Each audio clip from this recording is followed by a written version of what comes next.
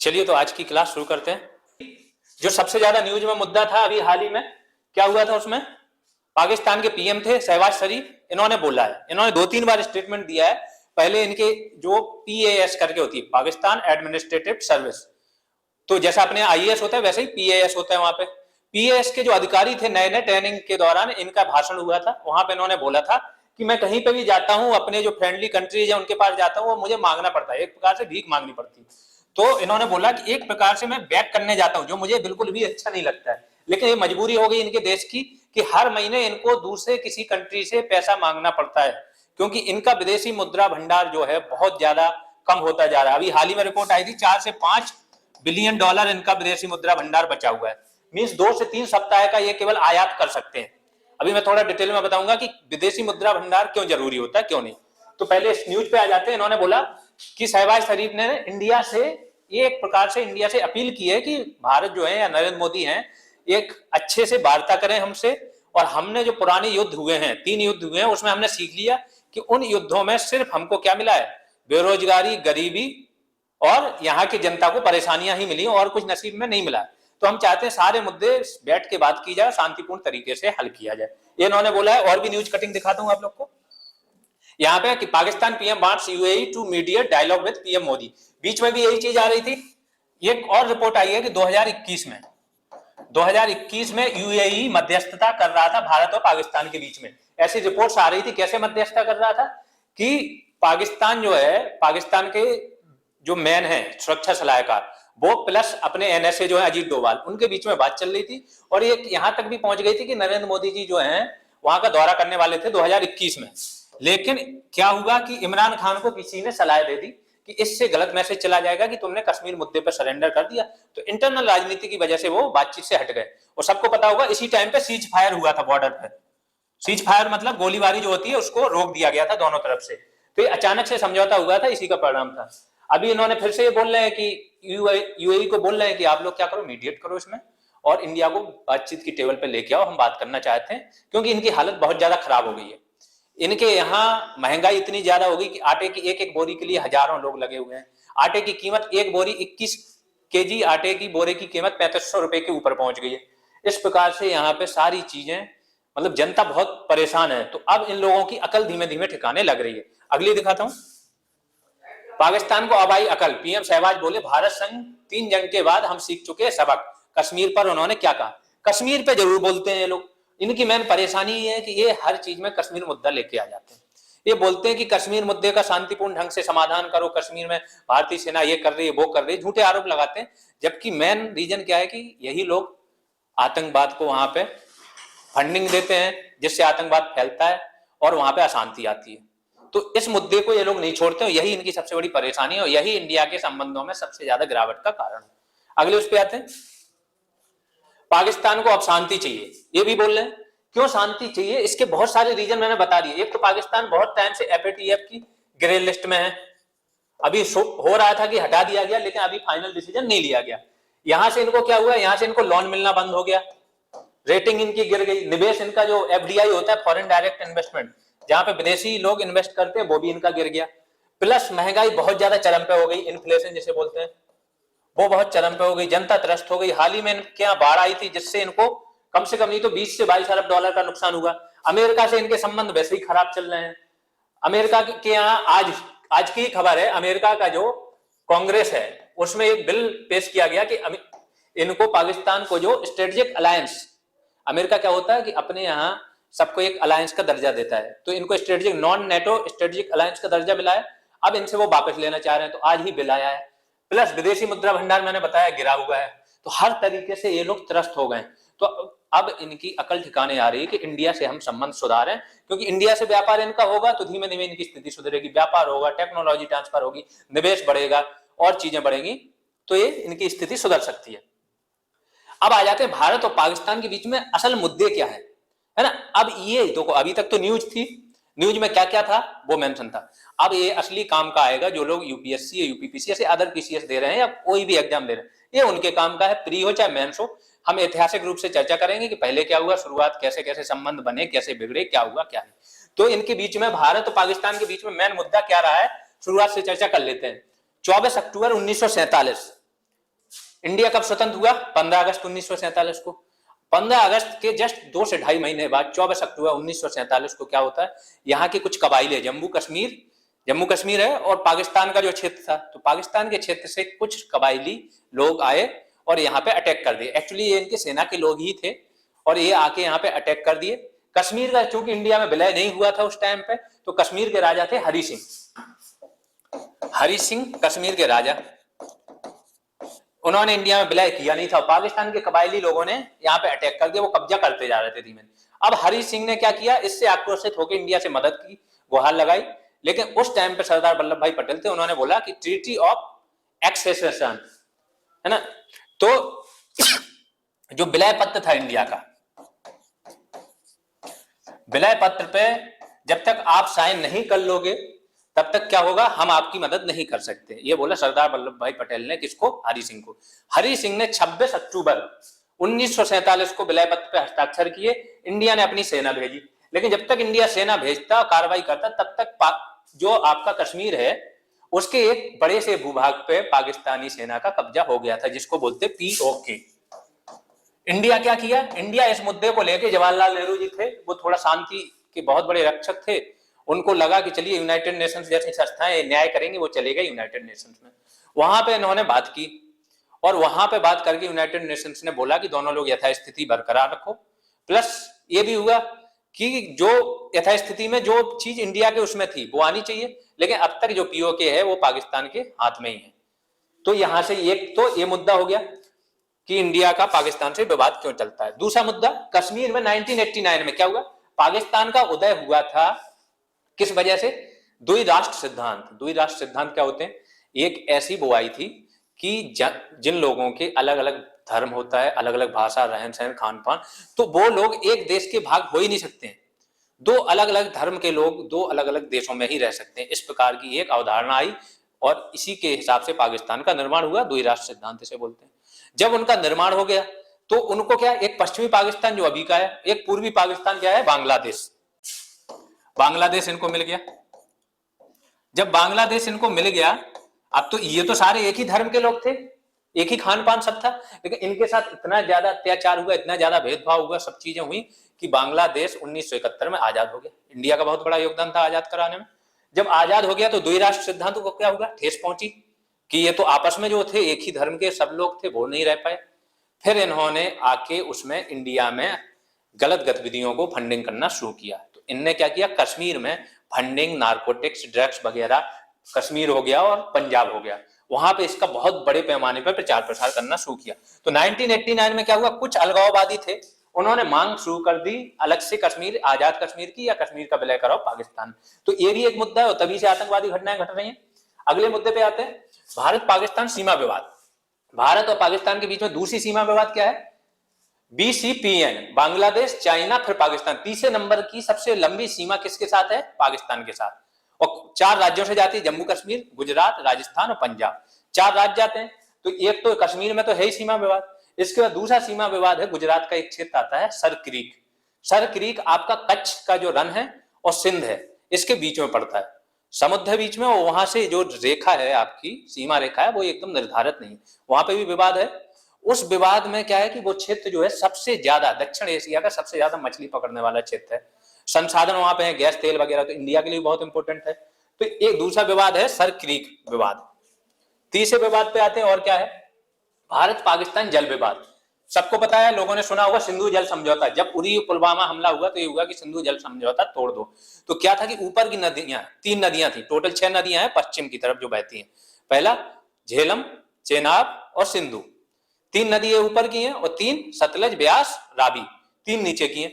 तो इसमें क्या हुआ, पाकिस्तान का ऊपर जितना भी पानी जाता है नदियों के माध्यम से, या पाकिस्तान के जो पूर्वी पाकिस्तान में जितने भी सिंचाई या जितनी भी पैदावार होती है इन्हीं 3 नदियों के पानी से होती, खासतौर चावल की।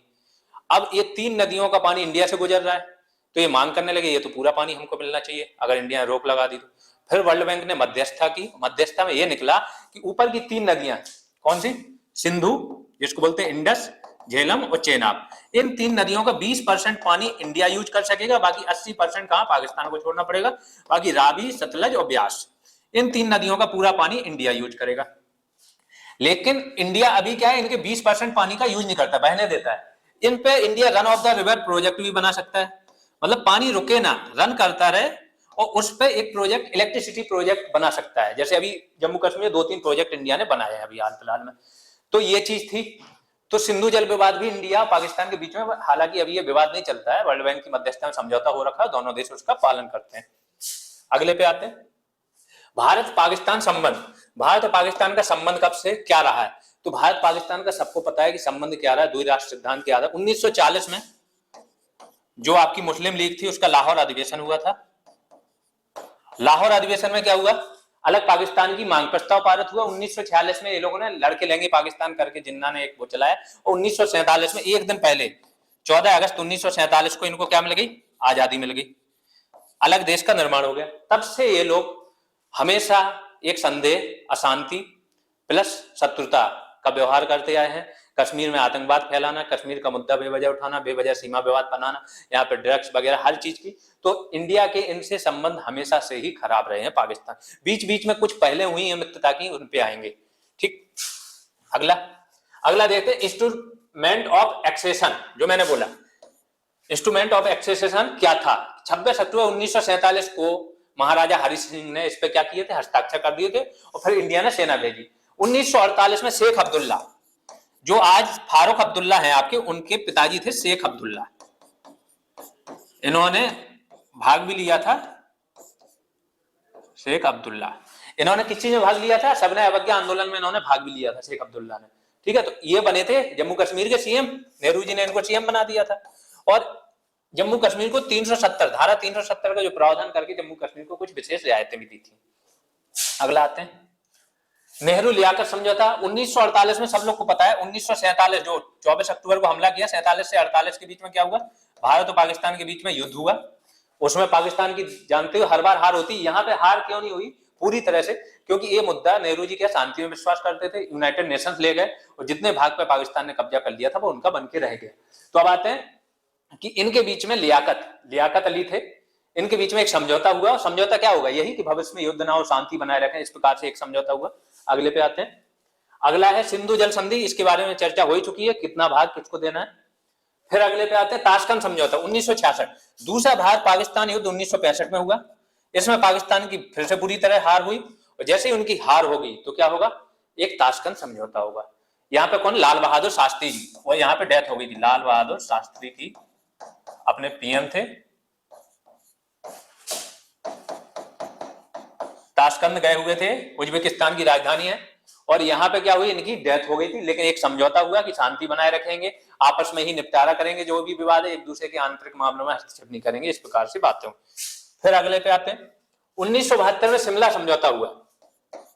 1971 में क्या हुआ था, मैंने फिर बताया, बांग्लादेश में एक थी मुक्ति वाहिनी, तो बांग्लादेश पे ये लोग अत्याचार कर रहे थे, और मुजीबुर रहमान, शेख मुजीबुर रहमान, शेख हसीना जो है आपकी, उनके डैडी थे शेख मुजीबुर रहमान, वो क्या थे, बांग्लादेश के बहुत लोकप्रिय हो गए थे। लेकिन यहाँ पे शासन किसका था, पाकिस्तान का ही, क्योंकि पाकिस्तान का ये पार्ट था।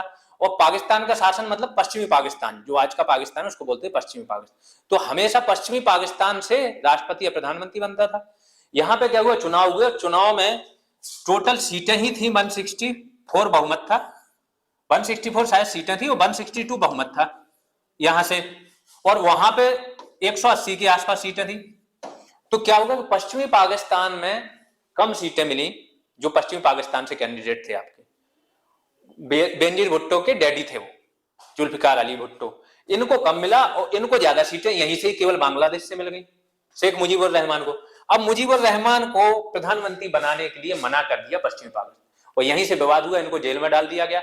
शरणार्थी जो है पाकिस्तान ने जुल्म ढाना शुरू किया बांग्लादेश में, वहां से बहुत सारे शरणार्थी आसाम वगैरह में आए, और यहीं से इंदिरा गांधी ने क्या किया, पाकिस्तान पर अटैक करके पाकिस्तान के 2 टुकड़े कर दिए, और 1971 में क्या हुआ, आपका बांग्लादेश आजाद हो गया। जब 1971 में बांग्लादेश आजाद हो जाएगा तो क्या होगा, 1972 में शिमला समझौता। इस टाइम पे इंडिया बहुत मजबूत स्थिति में था, पाकिस्तान के बहुत सारे पार्ट ना इंडिया के अंदर में आ गए थे, बहुत सारे, लाहौर तक इंडियन सेना पहुंच गई थी। तो जब ये समझौता होगा, शिमला समझौता, तो इसमें बिठा के इनसे क्या करेंगे, इस टाइम पे 90,000 पाकिस्तान सैनिकों को भारत ने बंदी बनाया हुआ था, इसकी फोटो भी है, समझौता किया। ठीक, तो शिमला समझौते में क्या बात होगी उसकी बात कर लेते हैं। मेनली यही बात होगी कि आजकल इंडिया अगर किसी यूनाइटेड नेशंस को या कहीं पे भी ये मुद्दा जाता है तो इंडिया क्यों विरोध करता है? क्योंकि ये बातें शिमला समझौता में लिख दी गई थी कि कोई भी आपसी विवाद होगा उसका समाधान हम द्विपक्षीय तरीके से ही करेंगे, किसी भी तीसरे पक्ष को इसमें इन्वॉल्व नहीं करेंगे। तो इसमें लिखा होगा समानता और आपसी लाभ के आधार पर एक दूसरे के मामले में हस्तक्षेप नहीं करेंगे। यदि दोनों देशों के बीच कोई मुद्दा रह जाता है, कोई देश उस मुद्दे को लेकर स्थिति में बदलाव करने की एक तरफा कोशिश नहीं करेगा। ये दूसरा वाला पॉइंट पढ़ो, दोनों देशों के बीच होने वाले सभी मतभेदों और आपसी विवाद को द्विपक्षीय बातचीत के जरिए हल किया जाए। ये जो द्विपक्षीय शब्द डाल दिया गया था ना, इसलिए इंडिया अब किसी भी मुद्दे को यूनाइटेड नेशंस या किसी भी तीसरे पक्ष की, जैसे ट्रंप ने बोल दिया था कि हम मध्यस्थता करेंगे, तो ये शिमला समझौता का उल्लंघन होगा। तो जिस तरीके से शिमला समझौता है इसमें हर क्षेत्र में बोला गया और पाकिस्तान की जमीन इंडिया ने वापस कर दी थी। अगले पे आते हैं, नॉन न्यूक्लियर एग्रीमेंट। 1988 में एक एग्रीमेंट हुआ कि हम लोग जो है नए न्यूक्लियर हथियार नहीं बनाएंगे, एक दूसरे को जानकारी देंगे, लेकिन इसका कोई महत्व नहीं 1998 में दोनों देशों ने बना लिए थे। अगला आते हैं जम्मू और कश्मीर पर संसद का प्रस्ताव। 1994 में क्या हुआ, भारतीय संसद जो थी वो जम्मू कश्मीर पे एक प्रस्ताव लेके आई। क्या प्रस्ताव लेके आई कि जो पीओके है, पाकिस्तान ऑक्यूपाइड कश्मीर है, वो भारत का अभिन्न हिस्सा है और जैसे ही हमें मौका मिलेगा, जैसे भी हम उस हिसाब से संसाधन होंगे, हम इसको अपना हिस्सा बनाएंगे। 1999 में लाहौर घोषणा पत्र। 1999 में क्या हुआ कि दोनों देश परमाणु शक्ति संपन्न हो गए और वहां से मुशर्रफ यहां पे आए और अटल बिहारी वाजपेयी ने उनका स्वागत किया। अटल बिहारी वाजपेयी की लाहौर यात्रा हुई और वहां से एक बस चलाई, सदाए सरहद की शुरुआत भी की दिल्ली से लाहौर की। और यहाँ पे घोषणा पत्र में भी, हर घोषणा पत्र में क्या होगा, एक दूसरे के आंतरिक मामलों में हस्तक्षेप न करना, आपसी विवादों को बातचीत के जरिए हल करना, व्यापार को बढ़ावा देना, वैश्विक मंचों पर सहयोग करना, ये सब रहेगा। तो यहाँ पे भी वही सब था। अगला आते हैं लाहौर घोषणा पत्र की वही मेन बातें जो मैंने बता दी, यूएन चार्टर का पालन करना, वही सब है। फिर भारत पाकिस्तान के आर्थिक संबंध। अब भारत पाकिस्तान के आर्थिक संबंध ये इंपॉर्टेंट है। पहले भारत पाकिस्तान के 6 से 7 बिलियन डॉलर के ट्रेड होता था, कभी कभी इससे भी ज्यादा होता था, मेनली जम्मू कश्मीर और पंजाब में होता था। अब क्या हुआ कि जैसे ही उरी हमला हुआ, भारत ने क्या किया, पाकिस्तान से ट्रेड सीमित कर दी और मोस्ट फेवर्ड नेशंस एमएफएन का दर्जा वापस ले लिया। क्या होता है मोस्ट फेवर्ड नेशन? डब्ल्यूटीओ का कहना है कि जितने भी डब्ल्यूटीओ के सदस्य हैं, कोई भी देश दूसरे देश को मोस्ट फेवर्ड नेशंस का दर्जा नहीं दे सकता है, किसी एक देश को। उसके लिए सारे देश मोस्ट फेवर्ड नेशंस होने चाहिए। मींस जो रियायतें वो किसी एक देश को देगा वो सारे देशों को देनी पड़ेगी। तो डब्ल्यूटीओ तो इसके विरोध में है, फिर भी क्षेत्रीय देशों को मोस्ट फेवर्ड नेशन का दर्जा दिया जाता है एमएफएन का। इसमें क्या होता है, इसमें जो टैक्स होता है, सीमा शुल्क, उसमें कमी होती है, सीमा शुल्क में कम किया जाता है। नॉन टैरिफ बैरियर्स होते हैं, एनटीएफ। नॉन टैरिफ बैरियर मतलब एक कोटा लगा देते हैं, इससे ज्यादा आप हमारे यहाँ निर्यात नहीं कर सकते हो, वो भी खत्म किए, है ना, वो भी समाप्त किए। और भी बहुत सारी रियायतें दी जाती है, निवेश में, सुरक्षा में, ये सब चीजों। तो इसलिए मोस्ट फेवर्ड नेशन होता है। इंडिया ने इनसे वापस ले लिया था, तो ट्रेड बहुत ज्यादा गिर गई थी। 2018-19 में सिर्फ 2.05 बिलियन अमेरिकी डॉलर का व्यापार हुआ था। अब भारत ने पाकिस्तान से वापस लिया, ये चीज बता चुका हूं। आतंकवाद के चलते एफएटीएफ की लिस्ट में शामिल हुआ था, अभी मैंने एक्सप्लेन किया था। तो इस प्रकार से भारत पाकिस्तान संबंधों की मैंने पूरी चर्चा कर ली कि भारत पाकिस्तान संबंध 1947 से कैसे अप डाउन हुए, कौन कौन से समझौते हुए, कौन कौन से युद्ध के बाद क्या क्या हुआ, और फाइनली आज पाकिस्तान इस हालत में आ गया है कि पाकिस्तान एक प्रकार से इंडिया से अपील कर रहा है कि आप क्या करो, हमसे बातचीत की टेबल पे आओ, चलिए आगे चलते हैं, एक दूसरे की तरक्की के लिए बात करते हैं, एक दूसरे के लोगों की तरक्की और आर्थिक विकास हो, उसके लिए कार्य करते हैं और ये सब चीजों को पीछे छोड़ते हैं। लेकिन इसमें भी एक बहुत बड़ा पेंच है, क्योंकि पाकिस्तान में जो डिसीजन मेकर्स हैं वो है वहां की आर्मी। पाकिस्तान की मेन प्रॉब्लम क्या है वो मैं समझा दे रहा हूं आप लोग को। पाकिस्तान की जो आर्मी है वो, उसको वहां के संविधान में थोड़ा सा ना ये चीज मिला हुआ है कि आर्मी अगर तख्ता पलट कर दे तो वो जायज माना जाता है। और सबसे ज्यादा लोकतांत्रिक शासन पाकिस्तान में कम रहा है और तानाशाही, जिसको बोलते हैं आर्मी शासन, वो ज्यादा रहा है। आर्मी का रूल क्या रहा है, ज्यादा रहा। तो क्यों रहा ये ज्यादा? क्योंकि वहां संविधान में कुछ पेच है ऐसे जिसका फायदा उठा गया। आर्मी ही मेन डिसीजन मेकर है। अगर कश्मीर मुद्दा हो, आर्मी मजबूत क्यों बनी हुई है? कश्मीर मुद्दे की वजह से। सिर्फ वो लोग डर दिखा के कि भारत, अगर आर्मी नहीं रहेगी तो भारत कभी भी पाकिस्तान पे कब्जा कर सकता है, हरा सकता है, ये वो दिखा के वो मजबूत बने हुए हैं। पॉलिटिकल जो लोकतांत्रिक नेता हैं वहां के, लोकतांत्रिक रूप से चुन के आते हैं, वो हमेशा कमजोर रहते हैं। इमरान खान अभी आरोप लगा रहे हैं कि आर्मी जो एस्टेब्लिशमेंट है उसने क्या किया, हमको गद्दी से हटा दिया। तो आर्मी जो चाहती है उसी हिसाब से पूरा देश चलता है। अब आर्मी कभी चाहती ही नहीं है कि भारत से अगर इनके कश्मीर मुद्दा हल हो जाए या भारत से इनके संबंध सुधर जाए, तो आर्मी की क्या है वैल्यू यहीं पे ही अपने आप कम हो जाएगी। तो मेन चीज क्या होता है, नेता लोग जैसे ही बढ़ते हैं हल्का सा कि हम संबंध सुधारेंगे, यहां से कुछ ना कुछ इनपुट आता है, कोई ना कोई तरीका होता है, आईएसआई वगैरह हमला करा देती है और संबंध फिर से डिग्रेड हो जाता है। तो मेन पंगा ही पाकिस्तान के उस ढांचे में है कि जो लोकतांत्रिक रूप से चुन के नेता आए हुए होते हैं उनके पास विदेश नीति में करने को कुछ होता नहीं, और जो डिसीजन मेकर हैं उनके हित सदते ही इसी से हैं कि भारत से विवाद बना रहे। तो आज के लिए इतना ही मुद्दा, नेक्स्ट टॉपिक हम लोग नेक्स्ट क्लास में देखें।